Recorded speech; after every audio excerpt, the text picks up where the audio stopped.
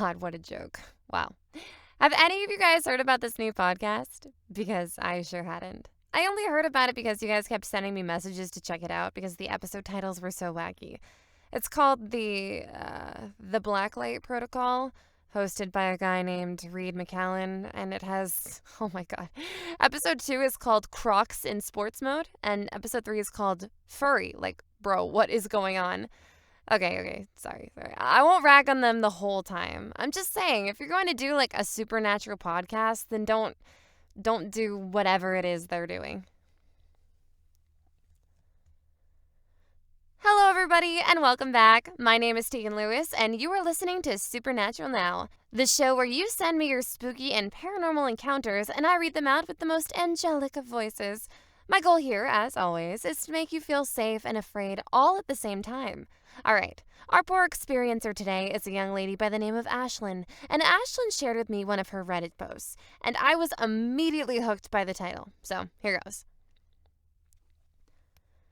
25,500 seconds. My name is Ashlyn, and I'm 22 years old. I don't know how to emphasize enough that this is a true story. It's not some creepypasta or attention-seeking thing. This is what happened, and Chloe will 100% back me up on this. So, Chloe is my best friend, and we've been together for forever. I mean, she's basically my sister. So when she called me and asked me if I wanted to spend a weekend at her grandmother's, I was totally down. Now, for context, Chloe and I live in Alabama, and her grandmother lives in Georgia, so it's probably a 3-hour drive. Her grandmother is wonderful. She has a pool, and it's always fun to spend some time there in the hot summer. So, anyway, Chloe and I get packed up, we get all of our things, and jump in the car and start a drive.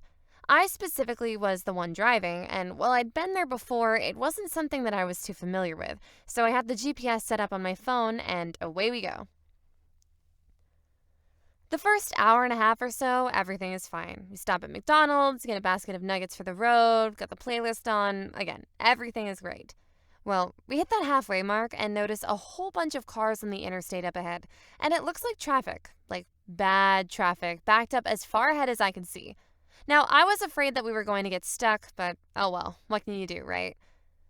Well, as we get a little bit closer, Chloe points over at a small road off to the side, and we see a couple of other cars turn off and go down that way. So we're thinking, hey, maybe if we can go down this road, it may not be the fastest, but at least we'll stay moving, and maybe we can come out on the other side and get around the traffic that way. So that's what we do. We choose adventure. We chose wrong. When I look back and I think about that moment, I feel convinced. Maybe convicted is a better word.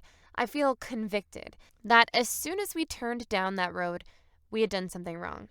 Looking back, it's so obvious, but at the moment, it was just all normal, all the same. I wish I could tell you what the name of the road is, and that way, if you ever saw it, maybe you could avoid it or something. I'll be honest, though, when I'm driving, I'm following my Google Maps, and that's it. Don't tell me to pass the dollar store and take a left. Just send me your address, and I'll follow the blue line until I get there.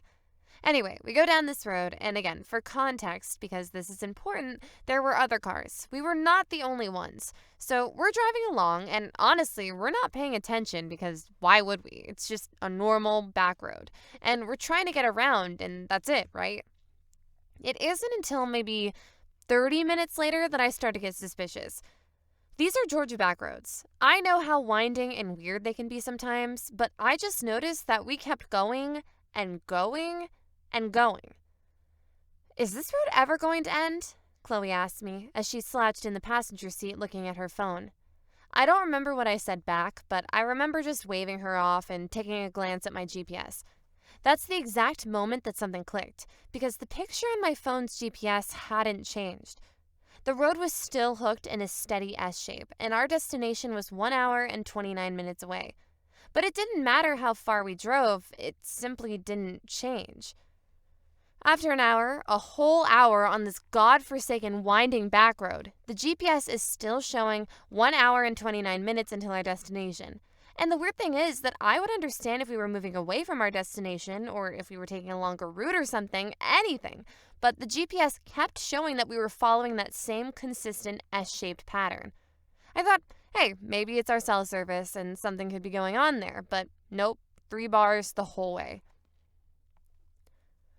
Chloe was the one who finally pointed it out. I was thinking it, feeling it in my gut, but I didn't want to say it because if I had said it, then it might actually be true. "It's the same," she said, over and over and over. And she was right. We were driving that road, and we would take one wide, sweeping turn, and then the next, and we noticed the hill on the right was the same hill.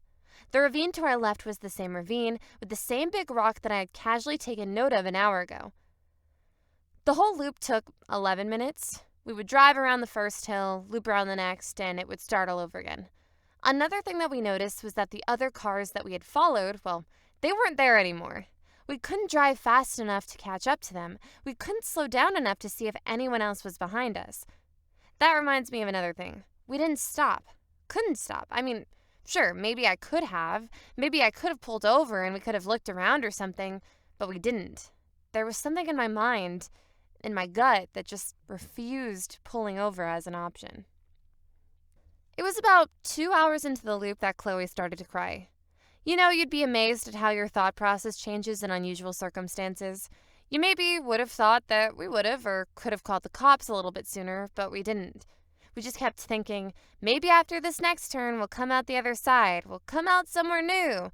We kept waiting for it to end. When we finally called the cops, Chloe was panicked, and she was trying to explain the situation to the officer. She explained that we were on Interstate 59, headed to her grandma's house, and that there was a big wreck or something. The officers acknowledged that there had indeed been a wreck, but that as far as she could tell, looking at a map, there was no county road within 17 miles of that wreck. Matter of fact, as we were speaking to her, traffic was still backed up. They had officers there on the ground, and there was no road. Time starts to get fuzzy after that phone call. I started to feel more and more like I was in a trance, like we would just drive and drive and drive forever and ever. Then I would come to with a level of clarity and I would panic because we were still on this road. Eventually we did start to see the wreckage. It was never a lot, never the full thing, only ever an implication, a hint, if you will. Paint and bark torn off a tree on the side of the road, a severed rearview mirror. The next loop it was gone and we saw black skin marks that veered off towards the deep ravine, and we couldn't see anything, but we could smell the smoke.